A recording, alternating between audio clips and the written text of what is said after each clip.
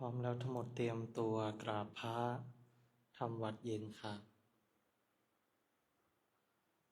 ทั้งหมดกราบพระพร้อมกันครับกราบกราบกราบกราบบารมีธรรมพ่อแม่ครูบาอาจารย์ครับ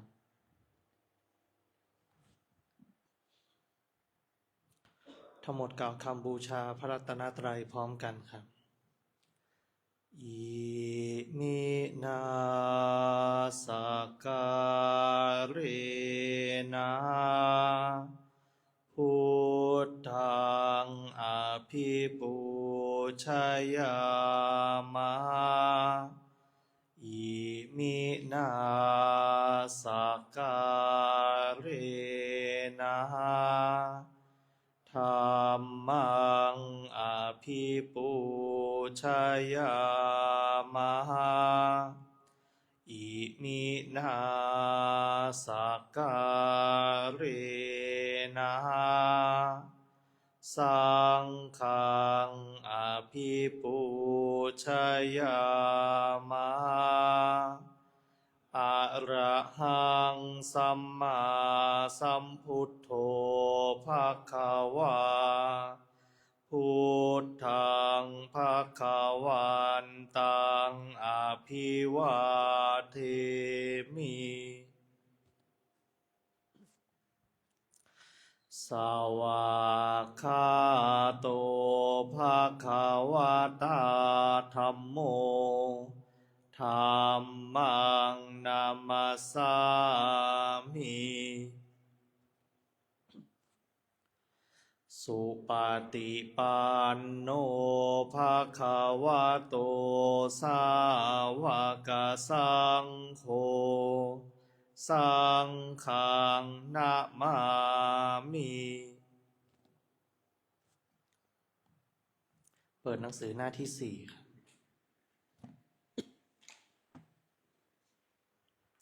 หันธรรมยังพุทธัสสะภะคะวะโตปุพพาคณมะการังกะโรมะเซนะโมตัสสะภะคะวะโตอะระหะโตสัมมาสัมพุทธัสสะนะโมตัสสะภะคะวะโตอะระหะโตสัมมาสัมพุทธัสสะนะโมตัสสะภะคะวะโตอะระหะโตสัมมาสัมพุทธัสสะพุทธังสารนังคัจฉามิธัมมังสารนังคัจฉามิสังฆังสารนังคัจฉามิทุติยมปิพุทธังสารนังคัจฉามิทุติยมปิธัมมังสารนังคัจฉามิทุติยมปิสังฆังสารนังคัจฉามิตาติยมปิพุทธังสารนังคัจฉามิตาติยมปิธัมมังสารนังคัจฉามิตาติยมปิสังฆังสารนังคัจฉามิธรรมที่พระพุทธเจ้าทรงแสดงไว้เพื่อประโยชน์ของสัตว์โลกเป็นธรรมที่เห็นได้ยากยิ่งสำหรับธรรมที่จะกล่าวต่อไปนี้เป็นธรรมที่สามารถกระทำความสงบอันประเสริฐและสามารถประทานซึ่งสมบัติทั้งปวงเป็นเครื่องสงบเหตุร้ายทั้งปวงเป็นเครื่องป้องกันอมนุษย์และยักษ์เป็นเครื่องระงับความตายก่อนกำหนดเวลาเป็นเครื่องขจัดความเศร้าโศกและโรค เป็นเครื่องย่ำยีกำลังของข้าศึกเป็นเครื่องจำเริญชัยชนะแด่พระราชาเป็นเครื่องนำสิ่งที่ไม่น่าปรารถนาทั้งปวงออกไปเป็นธรรมอันประเสริฐข้าพระเจ้าจากแสดงคุณธรรมเช่นนั้นตามสภาพที่เป็นจริงณที่ใดมีผู้กล่าวว่าจะสรรเสริญพระคุณอันประเสริฐของพระรัตนตรัยด้วยจิตที่เลื่อมใสณที่นั้นความสุขความสบายและความสวัสดีย่อมมีแก่ผู้นั้นตลอดกาลทุกเมื่อเปิดหนังสือไปหน้าที่8ครับหันธรรมยังปฏิจจสมุปบาทธรรมเมสุอิทัปปัจจยตาทิธรรมปะทังพนามะเสอิทัภิกขเวอริยสาวโกปฏิจจสมุปบาทันเยวะสาธุกังโยนิโสมนาสิกโรติภิกษุทั้งหลายอริยสาวกในธรรมวินัยนี้ย่อมกระทำไว้ในใจโดยแยบคายเป็นอย่างดีซึ่งปฏิจจสมุปบาทนั้นเทียวดังนี้ว่าอิมัสสมิงสติอิทังโหติเมื่อสิ่งนี้มีสิ่งนี้ย่อมมีอิมัสสุปาทาอิทังอุปัชชติเพราะความเกิดขึ้นแห่งสิ่งนี้สิ่งนี้จึงเกิดขึ้นอิมัสสมิงอสติอิทังนะโหติเมื่อสิ่งนี้ไม่มีสิ่งนี้ย่อมไม่มีอิมัสสนิโรธาอิทังนิรุชชติเพราะความดับไปแห่งสิ่งนี้สิ่งนี้จึงดับไปยะทิทังได้แก่สิ่งเหล่านี้คืออวิชชาปัจจยาสังขาราเพราะมีอวิชชาเป็นปัจจัยจึงมีสังขารทั้งหลายสังขาราปัจจยาวิญญาณังเพราะมีสังขารเป็นปัจจัยจึงมีวิญญาณวิญญาณปัจจยานามรูปังเพราะมีวิญญาณเป็นปัจจัยจึงมีนามรูปนามรูปปัจจยาสาลายตนังเพราะมีนามรูปเป็นปัจจัยจึงมีสาลายตนะสาลายตนะปัจจยาภัสโสเพราะมีสาลายตนะเป็นปัจจัยจึงมีผัสสะผัสสะปัจจยาเวทนาเพราะมีผัสสะเป็นปัจจัยจึงมีเวทนาเวทนาปัจจยาตัณหาเพราะมีเวทนาเป็นปัจจัยจึงมีตัณหาตัณหาปัจจยาอุปาทานังเพราะมีตัณหาเป็นปัจจัยจึงมีอุปาทานอุปาทานาปัจจยาภะโวเพราะมีอุปาทานเป็นปัจจัยจึงมีภพภาวะปัจจยาชาติเพราะมีภพเป็นปัจจัยจึงมีชาติชาติปัจจยาชรามรณังโสกปริเทวทุกขโทมนัสสุปายาสาสัมภวันติเพราะมีชาติเป็นปัจจัยชรามรณะโสกปริเทวทุกขโทมนัสอุปายาสะทางหลายจึงเกิดขึ้นครบถ้วนเอวะเมตัสสะเกวลัสสะทุกขขันธัสสะสมุทัยโยโหติความเกิดขึ้นพร้อมแห่งกองทุกข์ทั้งสิ้นนี้ ย่อมมีด้วยอาการอย่างนี้อวิชชายะตะเววะอะเสสะวิราคะนิโรธาสังขาระนิโรโธเพราะความจางคลายดับไปโดยไม่เหลือแห่งอวิชชานั้นเทียวจึงมีความดับแห่งสังขารสังขาระนิโรธาวิญญาณนิโรโธเพราะมีความดับแห่งสังขารจึงมีความดับแห่งวิญญาณ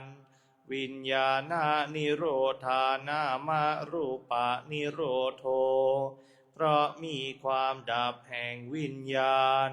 จึงมีความดับแห่งนามรูปนามรูปะนิโรธาสาลายตนะนิโรโธเพราะมีความดับแห่งนามรูปจึงมีความดับแห่งสาลายตนะสาลายตนะนิโรธาผัสสะนิโรโธเพราะมีความดับแห่งสาลายตนะจึงมีความดับแห่งผัสสะผัสสะนิโรธาเวทนานิโรโธเพราะมีความดับแห่งผัสสะจึงมีความดับแห่งเวทนาเวทนานิโรธาตัณหานิโรโธเพราะมีความดับแห่งเวทนาจึงมีความดับแห่งตัณหาตัณหานิโรธาอุปาทานานิโรโธเพราะมีความดับแห่งตัณหาจึงมีความดับแห่งอุปาทานอุปาทานานิโรธาภวะนิโรโธเพราะมีความดับแห่งอุปาทานจึงมีความดับแห่งภพภาวะนิโรธาชาตินิโรโธเพราะมีความดับแห่งภพจึงมีความดับแห่งชาติชาตินิโรธาชรามรณังโสกปริเทวะทุกขโทมนัสสุปายาสานิรุชชันติเพราะมีความดับแห่งชาตินั้นแลชรามรณะโสกปริเทวะทุกขโทมนัส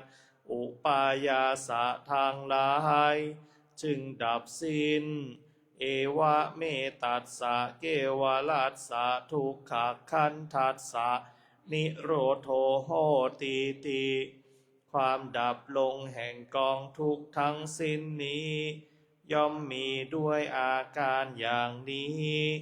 ดังนี้เปิดหนังสือไปที่หน้า52หน้า52หันธรรมยังมหาสติปทานธรรมปทังพนามะเสดูกระภิกษุทางหลายอีกข้อหนึ่งภิกษุพิจารณาเห็นธรรมในธรรมคืออุปาทานขันธ์ห้าภิกษุพิจารณาเห็นธรรมในธรรมคืออุปาทานขันธ์ห้าอย่างไรเล่าภิกษุในธรรมวินัยนี้พิจารณาเห็นดังนี้ว่าอย่างนี้รูปอย่างนี้ความเกิดขึ้นแห่งรูปอย่างนี้ความดับแห่งรูปอย่างนี้เวทนาอย่างนี้ความเกิดขึ้นแห่งเวทนาอย่างนี้ความดับแห่งเวทนาอย่างนี้สัญญาอย่างนี้ความเกิดขึ้นแห่งสัญญาอย่างนี้ความดับแห่งสัญญาอย่างนี้สังขารอย่างนี้ความเกิดขึ้นแห่งสังขารอย่างนี้ความดับแห่งสังขารอย่างนี้วิญญาณอย่างนี้ความเกิดขึ้นแห่งวิญญาณอย่างนี้ความดับแห่งวิญญาณดังพันนามาชนี้ภิกษุย่อมพิจารณาเห็นธรรมในธรรมภายในบ้างพิจารณาเห็นธรรมในธรรมภายนอกบ้าง พิจารณาเห็นธรรมในธรรมทั้งภายในทั้งภายนอกบ้างพิจารณาเห็นธรรมคือความเกิดขึ้นในธรรมบ้างพิจารณาเห็นธรรมคือความเสื่อมในธรรมบ้างพิจารณาเห็นธรรมคือทั้งความเกิดขึ้นทั้งความเสื่อมในธรรมบ้างย่อมอยู่อีกอย่างหนึ่งสติของเธอที่ตั้งมั่นอยู่ว่าธรรมมีอยู่ก็เพียงสักว่าความรู้เพียงสักว่าอาศัยระลึกเท่านั้นเธอเป็นผู้อันตัณหาและทิฏฐิไม่อาศัยอยู่แล้วและไม่ถือมั่นอะไรอะไรในโลกดูกราภิกษุทั้งหลายอย่างนี้แลภิกษุชื่อว่าพิจารณาเห็นธรรมในธรรมคืออุปาทานขันธ์ห้าอยู่ดูการะภิกษุทั้งหลายอีกข้อหนึ่งภิกษุพิจารณาเห็นธรรมในธรรมคืออายตนะภายในและภายนอกหกภิกษุพิจารณาเห็นธรรมในธรรมคืออายตนะภายในและภายนอกหกอย่างไรเล่าภิกษุในธรรมวินัยนี้ย่อมรู้จักในตารู้จักรูปและรู้จักในตาและรูปทั้งสองนั้นอันเป็นที่อาศัยบังเกิดของสังโยชน์หนึ่งสังโยชน์ที่ยังไม่เกิดจะเกิดขึ้นด้วยประการใดย่อมรู้ชัดประการนั้นด้วยสังโยชน์ที่เกิดขึ้นแล้วจะละเสียได้ด้วยประการใดย่อมรู้ชัดประการนั้นด้วยสังโยชน์ที่ละได้แล้วจะไม่เกิดขึ้นต่อไปด้วยประการใดย่อมรู้ชัดประการนั้นด้วยภิกษุย่อมรู้จักหูรู้จักเสียงและรู้จักหูและเสียงทั้งสองนั้นภิกษุย่อมรู้จักจมูกรู้จักกลิ่นและรู้จักจมูกและกลิ่นทั้งสองนั้นภิกษุย่อมรู้จักลิ้นรู้จักรสและรู้จักลิ้นและรสทั้งสองนั้นภิกษุย่อมรู้จักกายรู้จักสิ่งที่จะพึงถูกต้องด้วยกายและรู้จักกายและสิ่งที่จะพึงถูกต้องด้วยกายทั้งสองนั้นภิกษุย่อมรู้จักใจรู้จักธรรมารมณ์และรู้จักใจและธรรมารมณ์ทั้งสองนั้นอันเป็นที่อาศัยบังเกิดของสังโยชน์หนึ่ง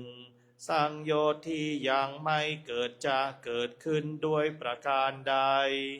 ย่อมรู้ชัดประการนั้นด้วยสังโยชน์ที่เกิดขึ้นแล้วจะละเสียได้ด้วยประการใดย่อมรู้ชัดประการนั้นด้วย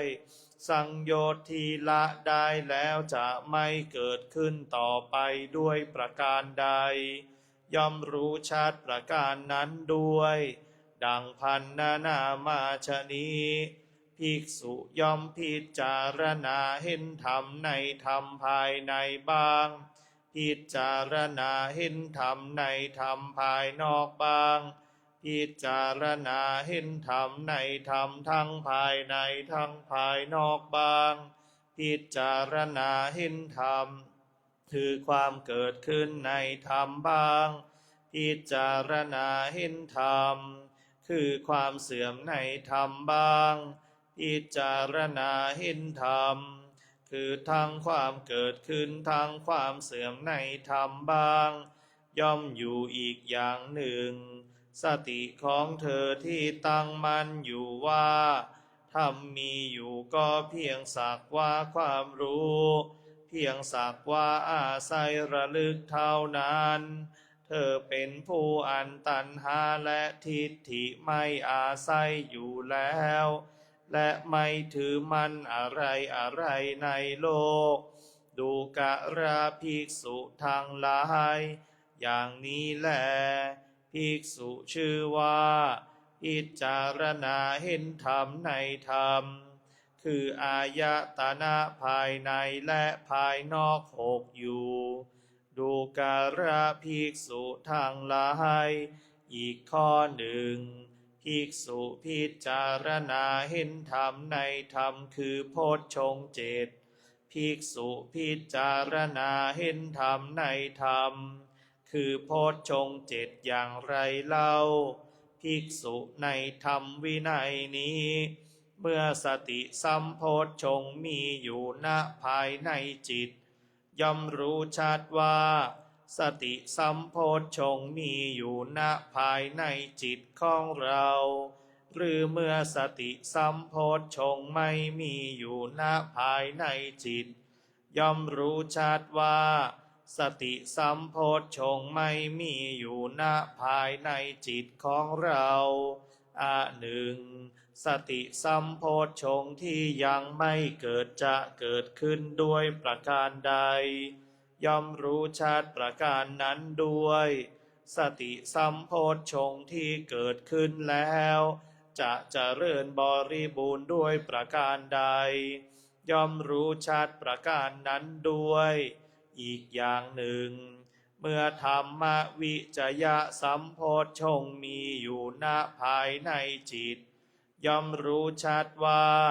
ธรรมวิจยะสัมโพชฌงค์มีอยู่ณภายในจิตของเรา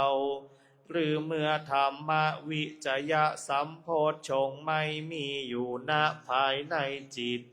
ย่อมรู้ชัดว่า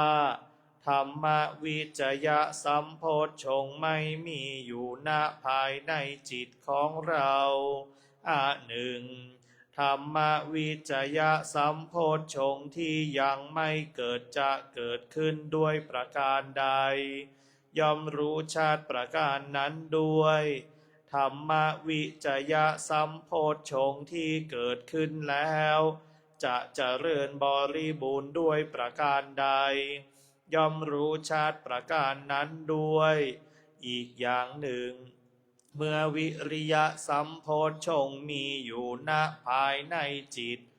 ย่อมรู้ชัดว่าวิริยะสัมโพชฌงค์มีอยู่ณภายในจิตของเราหรือเมื่อวิริยะสัมโพชฌงค์ไม่มีอยู่ณภายในจิตย่อมรู้ชัดว่าวิริยะสัมโพชฌงค์ไม่มีอยู่ณภายในจิตของเราหนึ่งวิริยะสัมโพชฌงค์ที่ยังไม่เกิดจะเกิดขึ้นด้วยประการใดย่อมรู้ชัดประการนั้นด้วยวิริยะสัมโพชฌงค์ที่เกิดขึ้นแล้วจะเจริญบริบูรณ์ด้วยประการใดย่อมรู้ชัดประการนั้นด้วยอีกอย่างหนึ่ง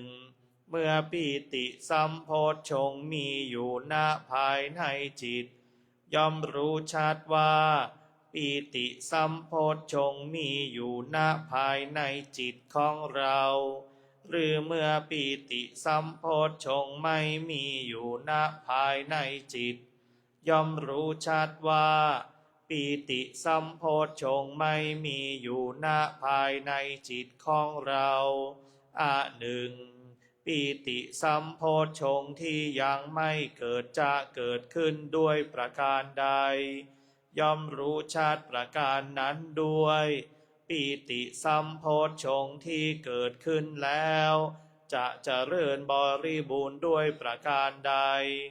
ย่อมรู้ชัดประการนั้นด้วยอีกอย่างหนึ่งเมื่อปัสสัทธิสัมโพชฌงค์มีอยู่ณภายในจิตย่อมรู้ชัดว่าปัสสัทธิสัมโพชฌงค์มีอยู่ณภายในจิตของเราหรือเมื่อปัสสัทธิสัมโพชฌงค์ไม่มีอยู่ณภายในจิตย่อมรู้ชัดว่าปัสสัทธิสัมโพชฌงค์ไม่มีอยู่ณภายในจิตของเราหนึ่ง ปัสสัทธิสัมโพชฌงค์ที่ยังไม่เกิดจะเกิดขึ้นด้วยประการใดย่อมรู้ชัดประการนั้นด้วยปัสสัทธิสัมโพชฌงค์ที่เกิดขึ้นแล้วจะเจริญบริบูรณ์ด้วยประการใดย่อมรู้ชัดประการนั้นด้วยอีกอย่างหนึ่งเมื่อสมาธิสัมโพชฌงค์มีอยู่ณภายในจิตย่อมรู้ชัดว่าสมาธิสัมโพชฌงค์มีอยู่ณภายในจิตของเราหรือเมื่อสมาธิสัมโพชฌงค์ไม่มีอยู่ณภายในจิตย่อมรู้ชัดว่าสมาธิสัมโพชฌงค์ไม่มีอยู่ณภายในจิตของเราหนึ่งสมาธิสัมโพชฌงค์ที่ยังไม่เกิดจะเกิดขึ้นด้วยประการใดย่อมรู้ชัดประการนั้นด้วยสมาธิสัมโพชฌงค์ที่เกิดขึ้นแล้วจะเจริญบริบูรณ์ด้วยประการใดย่อมรู้ชัดประการนั้นด้วยอีกอย่างหนึ่งเมื่ออุเบกขาสัมโพชฌงค์มีอยู่ณภายในจิตย่อมรู้ชัดว่าอุเบกขาสัมโพชฌงค์มีอยู่ณภายในจิตของเราหรือเมื่ออุเบกขาสัมโพชฌงค์ไม่มีอยู่ณภายในจิตย่อมรู้ชัดว่าอุเบกขาสัมโพชฌงค์ไม่มีอยู่ณภายในจิตของเราหนึ่งอุเบกขาสัมโพชฌงค์ที่ยังไม่เกิดจะเกิดขึ้นด้วยประการใดย่อมรู้ชัดประการนั้นด้วยอุเบกขาสัมโพชฌงค์ที่เกิดขึ้นแล้วจะเจริญบริบูรณ์ด้วยประการใดย่อมรู้ชัดประการนั้นด้วยดังพันนามาชนี้ภิกษุย่อมพิจารณาเห็นธรรมในธรรมภายในบ้างพิจารณาเห็นธรรมในธรรมภายนอกบ้างพิจารณาเห็นธรรมในธรรมทั้งภายในทั้งภายนอกบ้างพิจารณาเห็นธรรม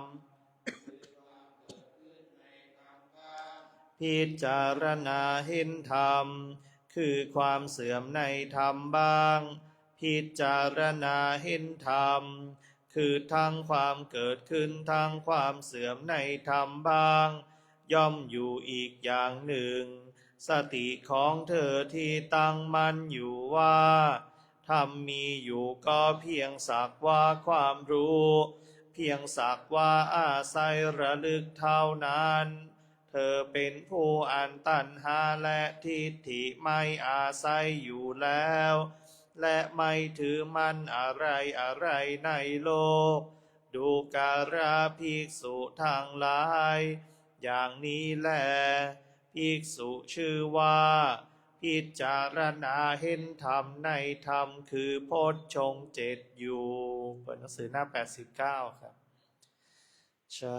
ยันโตโพธิยามุนเลสากายานังนันติวัตตาโนเอวังตวังวิจัยโยโหหิจายาสุจายามังคา